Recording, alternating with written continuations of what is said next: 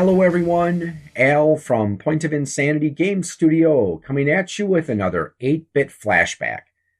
As always, the audio of this episode can be downloaded at poigamestudio.podbean.com, and the video of this episode can be viewed at Point of Insanity Game Studio's YouTube channel. Today, we're going to be taking a look at Journey to Silius for the Nintendo Entertainment System.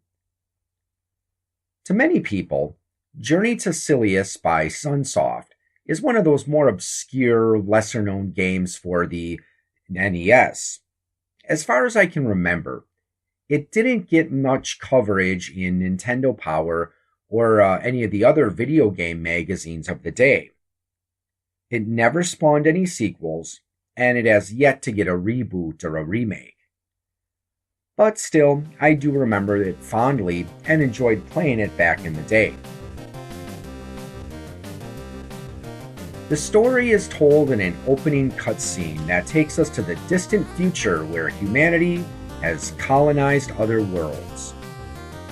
Here, we learn that the father of the game's protagonist has been killed by terrorists. Our hero, Jay McCrae, finds a floppy disk his father left him. Yes, a floppy disk.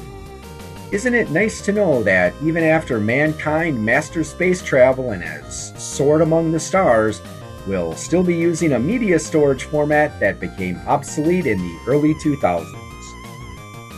But armed with this knowledge, Jay sets off to avenge his father's death. The game is quite short, only 5 stages long. Jay starts out with 2 weapons, a handgun with unlimited ammo, and a shotgun that fires 3 shots. At the end of each stage, Jay will fight a mini-boss, which, upon defeat, drops a new weapon. Jay's arsenal will expand to include a rapid-fire machine gun, a laser pistol, homing missiles, and a grenade launcher. The first stage is a ruined city. Here, Jay must make his way through the wreckage as he makes carefully timed jumps and tries to avoid bombardments from distant enemies and a variety of other enemies that are strategically placed to knock him into a pit. The music in this stage is perhaps the best in the game, and in my opinion, one of the best pieces of music ever to grace the Nintendo Entertainment System. The boss at the end of this stage is a helicopter. Stage 2 is an underground tunnel and a fairly straightforward stage. Several of the enemies here attack from overhead. This makes the shotgun's 3-way shot very useful. The gloomy music in this stage sets the tone perfectly as Jay fights his way to a showdown with a huge robot with tank treads instead of legs. The third stage is the enemy headquarters. In this stage, Jay will have to dodge traps that come down from the ceiling as well as laser beams that block safe passage. The boss at the end of this stage is a supercomputer guarded by a series of guns and cannons. Stage 4 is a spaceship, and the action here is quite intense. However, the player must be careful not to rush too fast through this stage, as there are several points where enemies are waiting just out of view. The final boss here is, well, I'm not really sure what to call it. Some robot hovercraft thing. The final stage is a factory.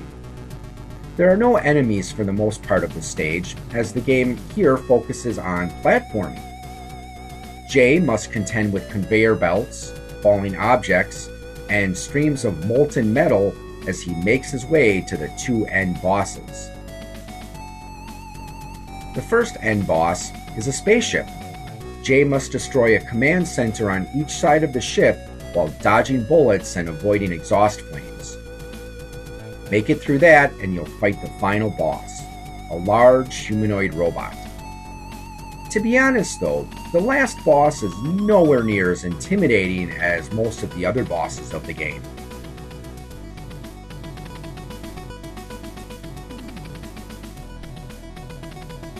Success in this game comes down to memorizing patterns. It is important to know when the enemies will appear and which weapons work best in different situations. Timing is also critical when trying to avoid the various traps and obstacles. This makes Journey to Silius a game of trial and error. Timing and avoiding damage is also necessary because this game is incredibly stingy with life-restoring items. It is rare for even one life-up to appear in a stage, and when I was recording the gameplay footage for this episode, I encountered 2 life-ups total. In 5 stages, 2 life-ups. Another factor that makes this game difficult is that there are no extra lives, you get 3 lives per continue, and you only get 2 continues. So essentially you have to beat the game with a total of 9 lives. Plus, all of the special weapons use the same energy bar, so it's not like the Mega Man games where once you switch to a weapon, that weapon has its own energy. Let's say you take a few shots with your laser pistol and then switch to the homing missile. You'll find that you have the same amount of energy to work with. Fortunately, the game is much more generous with items that restore weapon energy than with items that restore the player's health. I would even go so far as to label this game NES hard. Having to complete the games with 9 lives makes memorizing patterns crucial, as there are several points in the game where it is very difficult to avoid damage, even if you know what is coming up. In many games of the era, like Legend of Zelda or Metroid, you can count on enemies occasionally dropping something to restore your life. But, as I said before, you don't have that guarantee in Journey to Silius, as it is possible to go through an entire playthrough and only see 1 or 2 life-restoring items. Jumping is nowhere near as responsive as other platformers like Super Mario Bros. You have very little control over your character after jumping. So in that regard, it is more like Castlevania, where if you jump and your jump is a little bit off, you're likely to miss the mark and land somewhere you don't want to land.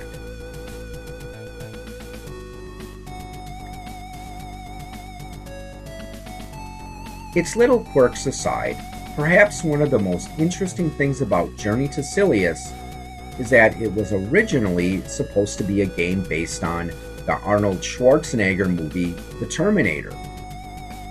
However, Sunsoft lost the licensing rights, and the Terminator game we got for the NES would end up being released by Mindscape.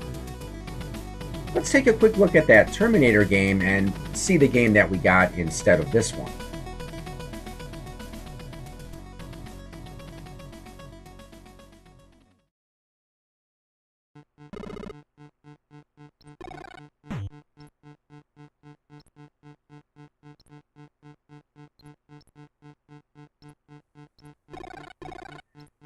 Okay, so as far as Mindscape's Terminator game, it's pretty lackluster. The jumping is delayed, and the play control isn't the greatest. The worst part of the game is trying to attack. When you press the gun button, the character kneels down, so you can't run and jump and shoot at the same time. When you're firing your gun, you only have the choice to shoot straight, at an upward angle, or at a downward angle. You also don't collect items simply by touching them like in most other games. Instead, you have to move over the item and press the down arrow to pick it up. Well, fortunately, Sunsoft wouldn't let all the hard work they put on their Terminator game go to waste. Some of the graphics and the storyline were changed to give us Journey to Silius. The finished game was released in Japan and Europe as Rough World, and for some reason the hero was redrawn to have full body armor. Still, looking back, I can see how Journey to Silius would have fit well into the Terminator story of mine. All of the enemies in the game are robots. Some of them are humanoid, so it doesn't take too much imagination to see how they may have originally been intended to represent Terminators, like the T-800. I can easily see the computer at the end of Stage 3 being intended to represent Skynet, and the robot tank at the end of Stage 2 would fit perfectly into a Terminator film. So, in closing, Sunsoft may have failed to deliver a good Terminator game to fans of that film back in the day, but they succeeded in developing an enjoyable game nonetheless. Looking back, the game is nothing special by today's standards, but is still a heck of a lot better than the game that the Mindscape gave us. So I would definitely recommend checking it out if you have a chance. Since the game really didn't get much popularity, it's not too expensive on the secondary market, so if you happen to see it at a used video game store and you've still got a working NES, definitely recommend picking it up and giving it a try. So with that said, I'd like to thank you for joining me. Have a good evening, or morning, or afternoon, whatever it is, wherever you are, and happy gaming.